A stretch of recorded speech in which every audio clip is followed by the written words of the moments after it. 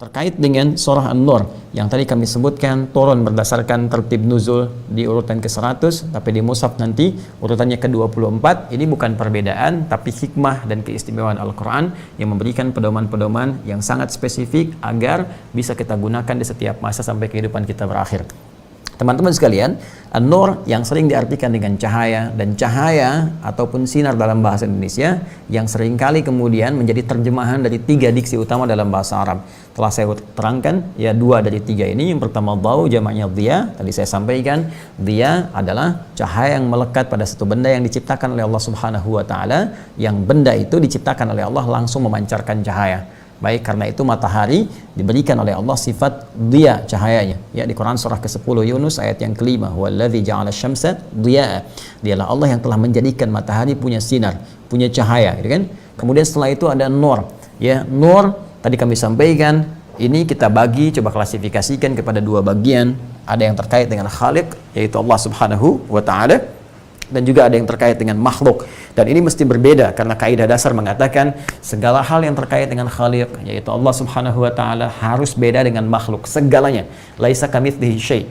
Ya, tidak ada yang serupa dengan Allah dalam sisi apapun, baik sifatnya apalagi zatnya dan lain-lain sebagainya. Karena itu disebut dengan Tuhan karena punya perbedaan yang sangat kontras, sangat spesifik dengan makhluk. Ya, tanpa kecuali. Jadi kalau mohon maaf misalnya makhluk berpasangan, Allah tidak boleh berpasangan. Makhluk menikah, Allah tidak boleh menikah. Makhluk punya anak, Allah tidak boleh punya anak, dan seterusnya. Karena Khalik harus beda dengan makhluk. Pun demikian ketika Allah menyebut dirinya dengan nurun 'alan nur, Allahu nurus samawati wal ard, dan nurun 'alan nur, cahaya di atas cahaya, maka kalimat ini mesti beda dengan kata nur yang dilekatkan kepada makhluk. Karena nanti bulan pun, kan? Bulan pun disebut dengan nur, cahayanya, kan? Nah, teman-teman sekalian, tadi saya katakan pada asalnya nur itu adalah cahaya yang memantulkan nilai-nilai kebaikan yang memberikan manfaat kepada kita. Kalau kita ambil ini kepada pemaknaan sifat Khaliq, ya, kepada Allah Subhanahu wa taala dengan nurun 'alan nur, tadi saya jelaskan bahwa cahaya-cahaya Allah yang diberikan kepada hamba itu berupa bimbingan kehidupan, petunjuk-petunjuk hidup. Ya, ada yang sifatnya ibadah ritual, tadi saya contohkan seperti sholat, gitu kan? Dengan sholat itu adalah cahaya dari Allah, dan solusi kehidupan. Karena itu dalam sholat kita minta solusi, kita minta cahaya, minta petunjuk, dan feedbacknya akan mengalir kepada kita, baik dalam bentuk jawaban doa. Saat sholat kita berdoa dikabulkan, hadisnya jelas, hadis qudsi.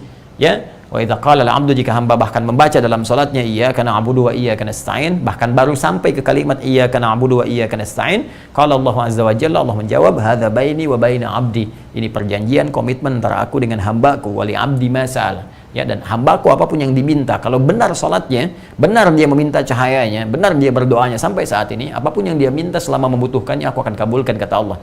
Karena itu tidak sedikit para nabi, rasul, orang-orang saleh, gitu kan, bahkan mereka meminta dalam sholat, seperti Nabi Zakaria yang meminta dalam sholat, ya, minta kepada Allah cahaya, solusi, minta keturunan, dan diberikan, dikabulkan oleh Allah Subhanahu wa taala. Itu kisahnya ada di Quran surah ketiga Ali Imran ayat 38 sampai 39, seperti yang sering pernah saya sampaikan. Ada cahaya-cahaya berupa petunjuk-petunjuk misalnya dalam konteks ibadah yang lain, seperti zakat, seperti umrah, seperti haji, gitu kan, dan beberapa yang lain-lain sebagainya.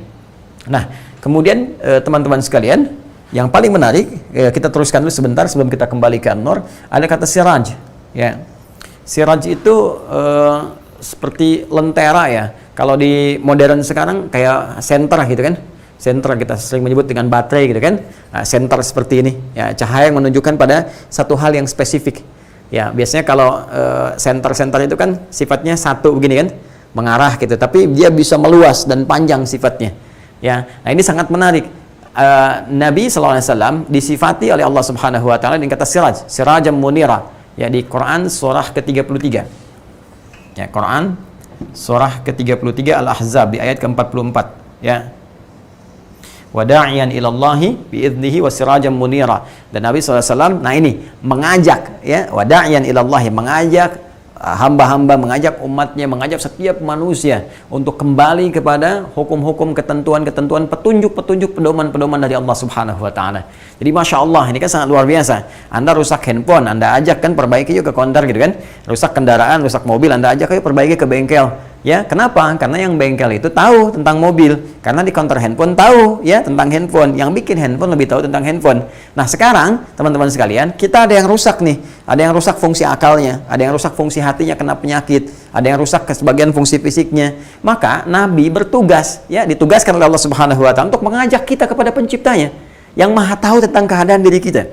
Karena itu kata Allah, wada'iyan ilallah, ngajak kita untuk kembali kepada Sang Pencipta. Ayo coba kembali kepada Allah, sujud, minta supaya nanti Allah jelaskan kepada kita. Ini yang rusak itu hatimu, ada penyakit, ada riya, ada sum'ah, ada sombong, ada rakus, ya kan? Dan macam-macam. Bagaimana cara memperbaikinya? Nanti Allah kasih petunjuk.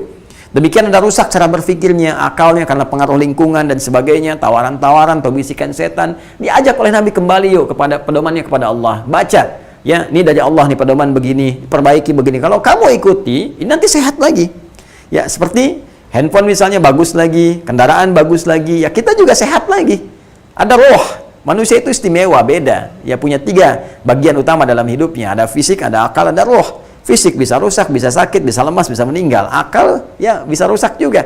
Pikiran bisa rusak, bisa salah berpikir, salah bertindak. Roh kalau rusak ini paling bahaya. Gelisah, orang bisa gelisah, bisa bunuh diri, bisa mengerjakan hal yang kotor dan sebagainya. Maka perbaiki semua itu kembali kepada Allah. Maka tugas Nabi ngajak. Nah, ketika Nabi ngajak itu seperti nyenterin gitu, ya, ngajak kita tuh, ya, mengarahkan dengan sinar, ya. Kalau kita misalnya ngajak orang-orang di kegelapan, gelap kan, ya, terus kita ingin ngajak orang-orang menuju pada satu jalan kan biasanya bawa senter kan gini kan? Atau pelita begini kan?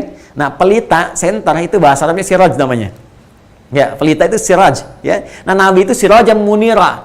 Ya, membawa beliau itu pelita mengeluarkan manusia dari kegelapan-kegelapan, keburukan-keburukan.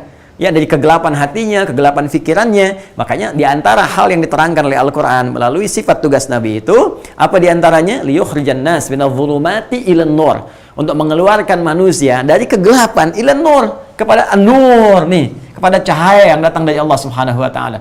Ya, lewat apa? Lewat bimbingan ibadah, lewat sholat, kan? Lewat bimbingan-bimbingan yang lainnya dan sebagainya. Itu yang sangat menarik. Nah, karena itu redaksi Quran itu indah, teman-teman. Tinggi sekali. Tinggi, bahasanya tinggi. Tapi kalau kita mengaji dengan benar, itu kita dapatkan, Masya Allah, ini mustahil manusia yang membuat seperti ini, mustahil. Tidak ada, tidak bisa. Ya, ini pasti firman Allah Subhanahu wa taala kembali. Karena firman itu bukan makhluk, Al-Qur'an itu bukan makhluk, karena itu pemaknaan An-Nur ini nggak bisa dibawa ke pemaknaan makhluk. Ya, karena dia firman Allah, maka kita harus melihat feedbacknya seperti kita melihat bagaimana Allah Subhanahu wa taala memberikan sifat nurnya. Artinya apa? Ketika Allah memberikan cahaya-cahaya kepada hambanya, pedoman-pedoman kehidupan, ada yang berbentuk ibadah ritual, ada yang berbentuk tadi ya ibadah sosial seperti zakat, infak dan sebagainya, dan kumpulan semua petunjuk-petunjuk ini detailnya ya ada dalam Al-Qur'an. Ya. Dan di antara surah-surah Al-Quran itu 114 ada satu surah yang spesial. Surahnya langsung diberi nama dengan surah An-Nur.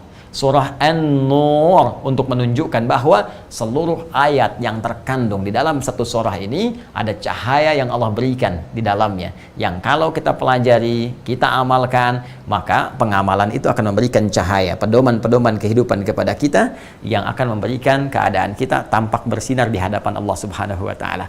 Nah, itu cara memahaminya, ya, berbeda dengan pemahaman kepada makhluk tadi. Sehingga di Quran surah ke-10 ayat yang kelima, ketika rembulan pun ya pantulan cahaya yang disifati dengan an-nur, wallazi ja'ala asy-syamsa dhiya'a wal qamara nura. Dialah Allah yang menjadikan matahari bersinar dan bulan mendapatkan pantulan cahaya, ya, memantulkan cahaya. Bukankah pantulan cahaya dari bulan memberi manfaat kepada kita? Ya, silakan cek. Ya, bulan kan ketika menerima pantulan, ya, menerima sinar, misalnya dari matahari, kan, terus memantulkan cahayanya, kan? Ketika dipantulkan, ada yang sempurna begini, kan? Ada yang bentuknya sabit seperti ini, kan? Ada yang bentuknya kemudian sabitnya, ada yang tengah-tengah begini, ya, ada yang sabitnya terus ke bawah sampai hilang. Nah, ini kalau orang belajar membaca dari sejak dulu, ya, mereka tahu setidaknya menunjuk kepada waktu. Kalau sempurna begini, oh pasti pertengahan ini. Kalau bukan 13, 14, 15, kan? Ya. Dan setiap ada pantulan dari cahaya bulan tadi memberikan informasi-informasi berharga kepada kita, termasuk nanti pasang surutnya air laut dan sebagainya yang kita bisa pelajari di fisika-fisika dasar. Ya. Nah, sekarang jelas ya, kenapa disebut An-Nur?